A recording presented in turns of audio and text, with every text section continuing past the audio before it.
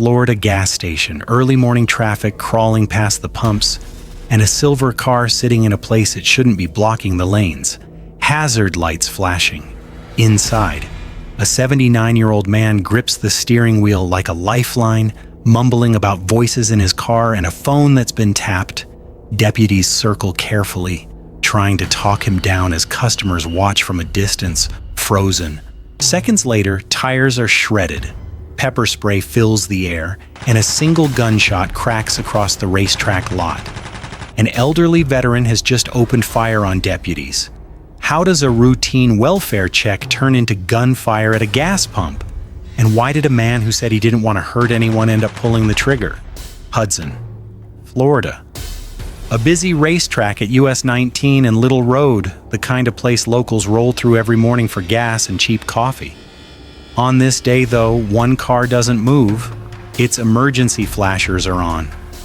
The driver looks exhausted, and workers are worried enough to call for help. The man behind the wheel is James Zambrotto, 79 years old, a veteran who says he's been sitting in his car for hours, maybe longer. Hey, Bubba, put the car in park and we'll talk outside. Can you put the car in park? I can't park it in park because I already told you what's happening. I don't understand what you're trying to say. I'm not hurt. You understand what I'm saying? I don't. My name is James Zambrotto. Okay. Yes. Very good. You can understand that, James Zambrotto. Okay. Okay? And somebody's got a tap on my phone in here, and they know every minute what I'm doing. And I keep saying I'm going to either run through the window or I'm going to run into the car once he moves it. And they've already done that. I don't know how many times. When Pasco County deputies arrive, nothing about what they see screams gunfight, and there's no active robberies, there's no screaming crowd, just an older man in a parked vehicle talking quickly, jumping from one thought to another. He claims his phone is bugged, that the radio station is sending him messages, that cars around him are tracking his every move. Over and over, he says the same chilling line, "You're gonna have to kill me. I'll either go home or I'll be dead once and through." To the deputies on scene, this isn't just a traffic issue, it's a potential suicidal subject with a vehicle in a highly flammable public location. They know one wrong move at a gas station can turn deadly in seconds. The cameras on their chests and cars are rolling. They have to figure out, is this just a paranoid rant, or is James truly willing to hurt himself for someone else? They're about to find out the hard way. Bodycam footage begins with a worker explaining the problem a man with a pipe earlier, acting strangely, scaring employees. But today, it's the car that draws attention. Deputies walk up to James's driver's side window, keeping a cautious distance. "Hey, can you put the car in park and we'll talk outside?" James replies, "You're gonna have to kill me. I'm not going out. I'll drive till the gas runs out." Why can't you step out of the car? Because I'm not going to go out. I'm doing the same thing you're not. You're going to want to get out of this car so I can try and get you. Who? Sir, I can't help you. I can't help you if you... All right, you don't have to help me, sir. Yeah, I'm going to keep doing what I say. Okay? What, driving around? Yeah, I'll drive until the gas runs out. But they think I can do that every time I open a window and steams up or something. You know, no, I'm not moving. You're gonna have to kill me. You have to kill me, I guess. As they talk, his paranoia becomes clearer. He insists 106.3 on the radio is sending him signals. He believes everyone from workers to random cars is part of a plan to trap him. He repeatedly gives his name. "My name is James Zambrotto. I told you my name 100 times. You can find out who I am and that I'm not crazy."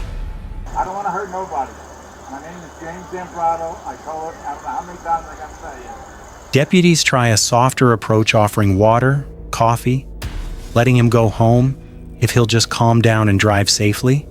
He refuses every lifeline, repeating a darker option. "If you move 1 second, I'm going to run into your police car, or I'll run into a gas pump at a gas station surrounded by people and fuel." That isn't just talk, it's a potential weapon.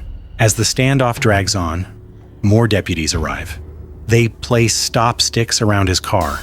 ready to shred the tires if he tries to flee or ram something. They warn him, "Sir, if you go any further, your tires are going to get popped." James doesn't care. The car lurches forward. The front tires roll over the stop sticks and deflate. "Your tires are flat." "James," one deputy calls out, "just put it in park. We don't want you to get hurt." Why don't you put it in park just for a minute? Put it in park. Sir, you're about to hit stop sticks and blow your tires out. Don't go forward. It's going to cost you a lot of money. Here's where they won't work. Grab Bobby, grab your side. You're stuck on the other one. Hey, you're not in that fucking car, dude. You better back up, man, because if you hit me, it's not going to be a good day. James, just put it in park, okay? How long you been in the car? Oh, I've been in long enough to I could stay a long time. You don't know how many days been I've home? been doing this now.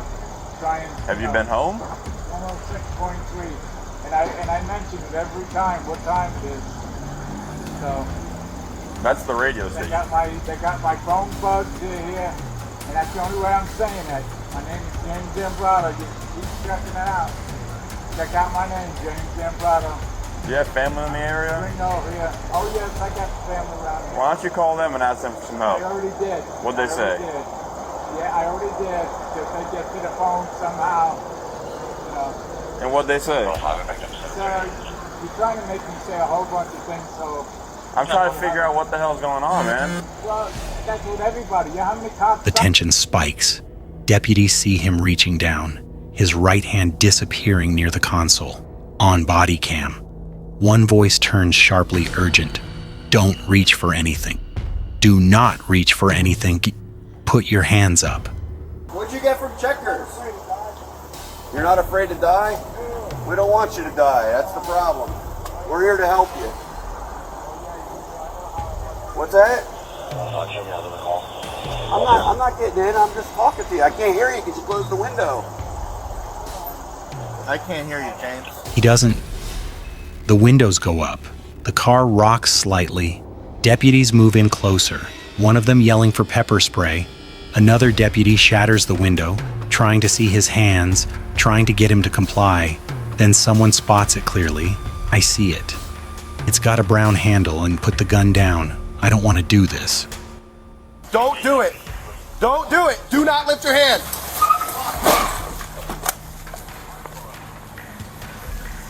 Watch his hand. Watch his hand.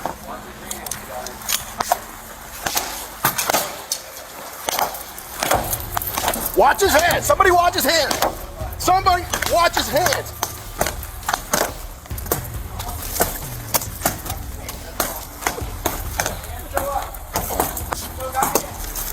Somebody else get over here too. James now has a firearm inside a disabled vehicle, surrounded by law enforcement at a gas station. Deputies plead with him, almost begging, "Please don't do this. I don't want to live with this. Put the gun down." In those final seconds, the footage is chaos and desperation. Pepper spray is deployed into the car. Deputies back off just enough to avoid the spray but keep eyes on his hands. "Don't do it. James, don't lift it. Don't do this." And then the moment everything changes, from inside the vehicle, James fires a shot. On body cam, there's a sharp crack. Deputies shouting, "Shots fired! Shots fired!" In that instant, the threat is no longer hypothetical. The 79-year-old who said he didn't want to hurt anyone has fired at armed deputies in a public place. They return fire. Multiple shots punching through glass and metal. The car jerks. Deputies take cover, then quickly reposition. Smoke, pepper spray, and shattered glass cloud the view. "Let me see your hands," one deputy screams. Another yells for rescue, confirming he's still alive. No deputy has been hit. Customers have fled the scene or are sheltering inside. Within seconds, the gunfight is over, and the car that had been a rolling symbol of James's paranoia is now a crime scene.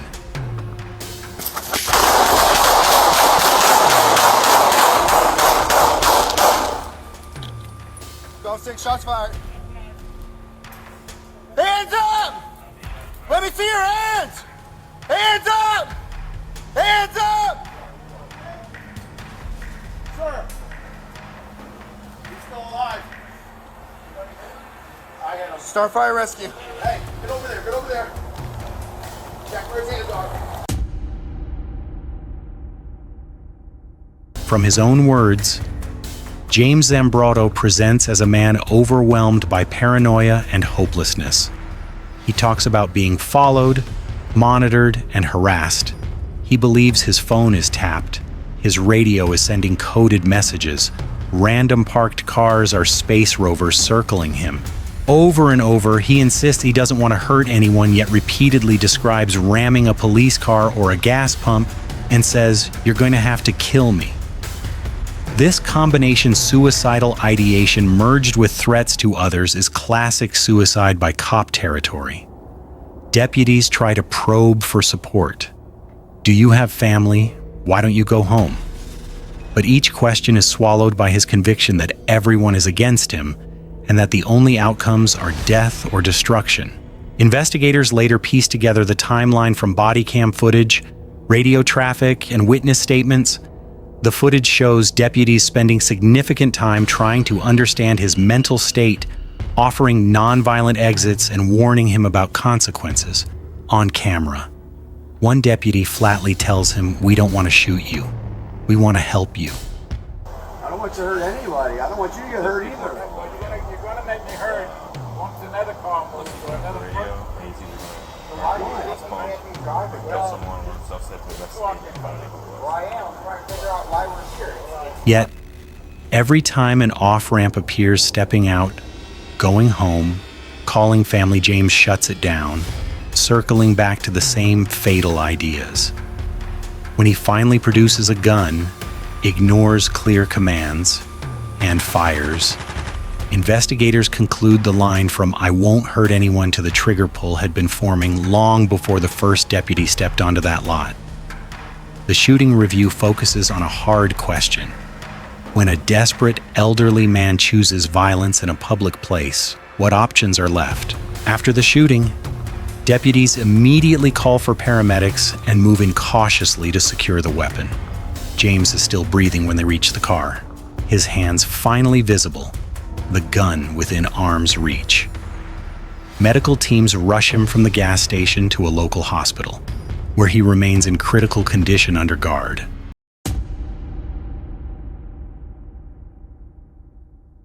No deputies are injured, no bystanders are hurt internally. The Pasco County Sheriff's Office conducts a use of force review, and the footage is later released to the public to show exactly how the incident unfolded, from the first calm conversation at the pump to the final seconds before the shot. What's left behind is a community asking how a man who insisted he was not crazy ended up firing at those trying to help him. This case isn't just about an elderly man and a line of patrol cars. It's about what happens when untreated paranoia, isolation, and hopelessness collide with real-world danger. A gas station full of fuel and people became the stage for a man convinced he had no safe way out. It's a reminder that mental health crises don't always look like screaming or KR. Sometimes they look like a quiet car, hazard lights blinking, and a driver who keeps saying, "You're going to have to kill me." If you found this breakdown helpful and want more real, in-depth crime analysis, consider subscribing, leaving a comment, and sharing this video. Every view, share, and discussion helps keep these stories from being forgotten and maybe helps someone recognize the warning signs before it's too late.